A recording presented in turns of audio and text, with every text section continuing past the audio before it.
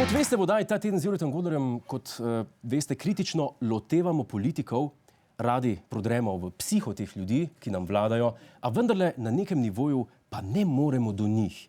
To je na nivoju telesne govorice. Zato smo obiskali strokovnjaka za telesno govorico Edvarda Kadiča, ki nam je ponudil zanimiv vpogled v neverbalno človeško plat politikov. Telesna govorica Pahorja. Jaz spijem sem in tja Red Bull, tako da zdaj ne vem, ali sem na dopingu ali ne. Kaj nam sporoča? A je to telesna govorica adolescence? Pri Pahorju je velikokrat opazimo to prilagajanje trenutni situaciji in to željo po iskanju nenazadnje tudi neverbalnih odgovorov. Ne gre za neko kontinuiteto, to se pravi držanje ves čas enake govorice telesa in prepoznavnost skozi to držanje, temveč gre bolj za Narcisoidnost. Včasih tudi, ja, lahko. Je on človek, ki ima stvari pod kontrolo, glede na telesno govorico? Glede na telesno govorico, pravzaprav ima predvsem želi sebe imeti pod kontrolo, mogoče ne toliko stvari, kot gre za to, da pač želi sebe kontrolirati, če mu grejo stvari mogoče na živce, če mu kakšna stvar uide. Predsednik Republike Slovenije je konstantno tik pred tem, da popizdi, hoče reči. Hodi po robu. Včasih pa res, ja. Pa se morda spomnite, če je imel drugačno telesno govorico, ko je bil premier. Recimo tlele vidimo na neki konferenci. Kje je šahmat? In potem premakniti kmeta. In vsi ljudje bodo rekli, kaj? Samo kmeta je premaknil. To je dovolj, da odpremo pot do kraljice in kralja. Ja, na tej konferenci imamo vprašanje, to se pravi, spremljanje govorice telesa na tej konferenci pravzaprav sproža mnogo različnih vprašanj oziroma mnogo različnih vidikov. Od tega, da je mogoče spil kakšen kozarček ali dva preveč, mogoče pred to samo konferenco, do tega, da kot po domače rečemo, da je močno padel noter v samo razlago, ne? Pa do tega, da se pač naključni opazovalec lahko začne spraševati, ali se heca ali misli resno. Miška mala. Miške male vidi naš predsednik. Rad pogleda očitno Miške male, oziroma pade v vlogo tudi animatorja malih mišk. In kako naj se počutimo državljani in državljanke ob takšnem predsedniku? Predvsem je prav, da se držimo resno.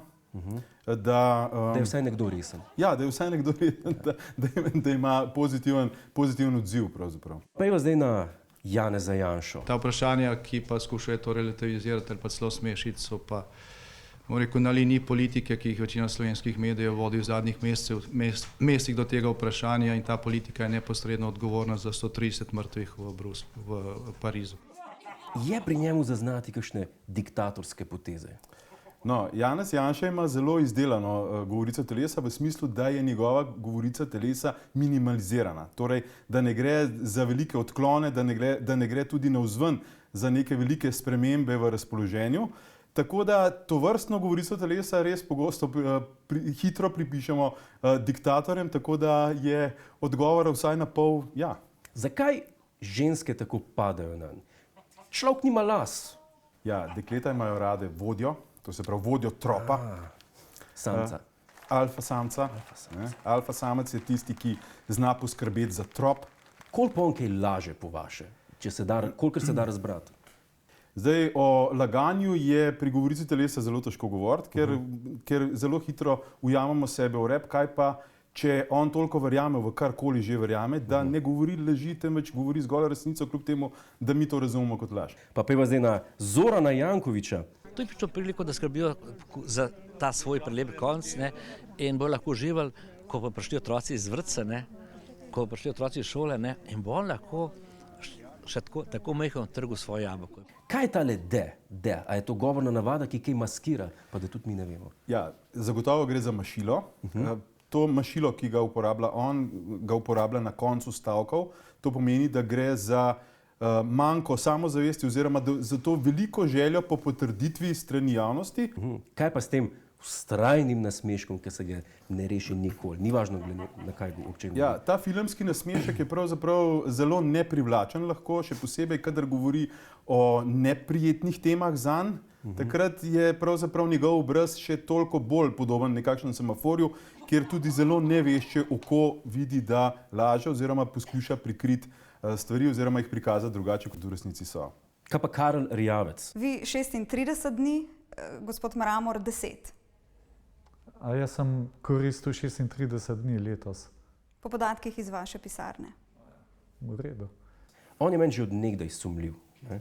A kaj laže pogovoriti telesa? Oziroma, a blefira, recimo tako, sva rekla, o laganju ne bomo govorili. Ja, pri gospodu Erjavcu lahko zelo hitro opazimo v njegovih nagovorih, da so precej tako univerzalni, kar pomeni, da lahko govori o invaziji na Mars, o pokojninah, o zunanji politiki, pravzaprav ves čas govori z nekim naborom pojmov in z enako govorico telesa o čemarkoli, kar pomeni, da zelo hitro pač kupimo tisto, kar je in damo to v arhiv. Pejva zdaj k premijeju Cerarju.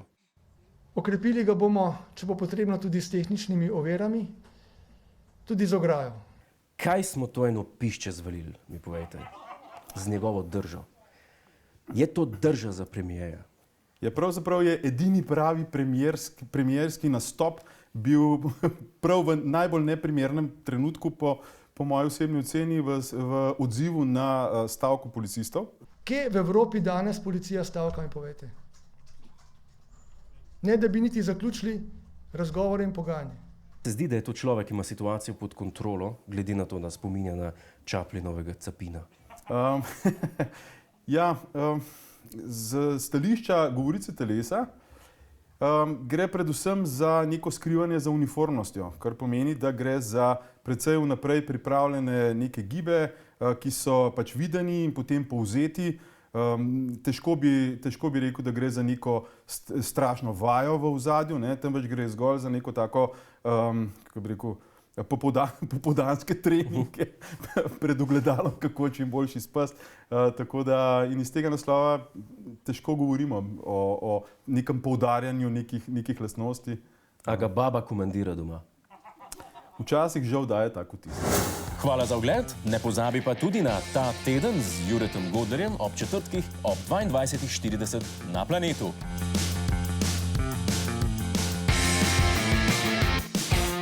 Hej tujec, polajkaj nas na Facebooku, posledi nas na Twitterju in naroči se na naš YouTube kanal.